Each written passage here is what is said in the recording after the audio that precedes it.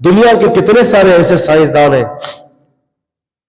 جن کے پاس دنیاوی علم تھا، علم ایسٹرونومی، فلکیات کا علم، اور اسی طرح سے جو ہے علم ایمبرولوجی، مسائل جنین کا علم ہے، علم فلکیات، علم جنیات، سمندروں کا علم، ایگریکلچر کا علم، سائنس، ماڈرن سائنس کا علم کہ کس طرح سے درخت اگتا ہے، کس طرح سے جو ہے وہ پیڑ پودے اگتے ہیں، ان کو اس بات کا علم ہوتا ہے، اچھے طریقے سے ہوتا ہے۔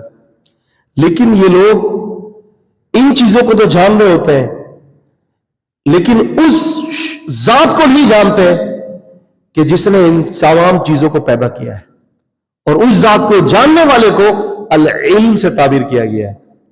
کس سے تعبیر کیا گیا؟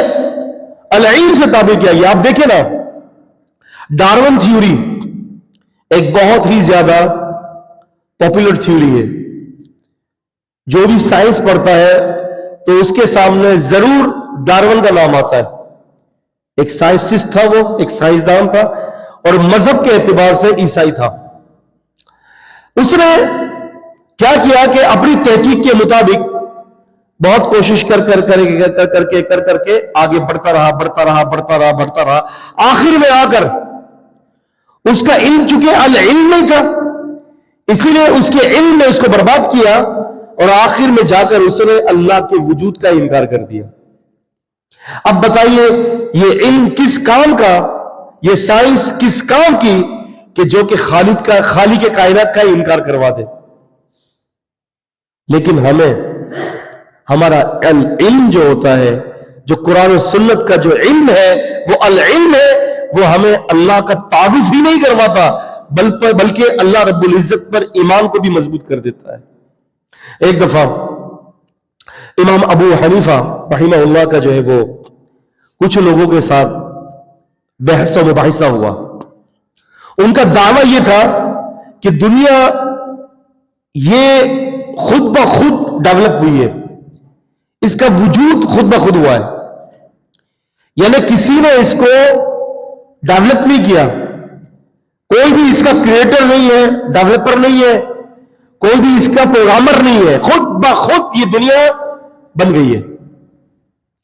امام ابو حنیفہ رحمہ اللہ سے ان کی جو بحث اور ڈیبیٹ کا ایک وقت طے ہو گیا۔ امام ابو حنیفہ رحمہ اللہ نے فرمایا کہ ٹھیک ہے، میں صبح تمہارے پاس حاضر ہو جاؤں گا۔ امام ابو حنیفہ رحمہ اللہ نے آنے میں دیر کر دی، اور اس کے بعد جب واپس آئے تو انہوں نے کہا کہ حضرت اتنی دیر کر دی آپ نے، آپ سے تو ہماری بحث تھی، آپ کیا اللہ کے وجود کو ثابت کرو گے جب آپ اپنے وقت کی ہی پاسدار نہیں ہو؟ امام ابو حنیفہ فرماتے ہیں کہ جب میں واپس آ رہا تھا نا تو بیچ میں نہر پڑ گئی تھی، اور نہر میں بہت طغیانی تھی، میں پار نہیں کر سکتا تھا، بس انتظار کرتا رہا، لیکن میں نے دیکھا کہ ایک درخت خود بخود کٹتا ہے،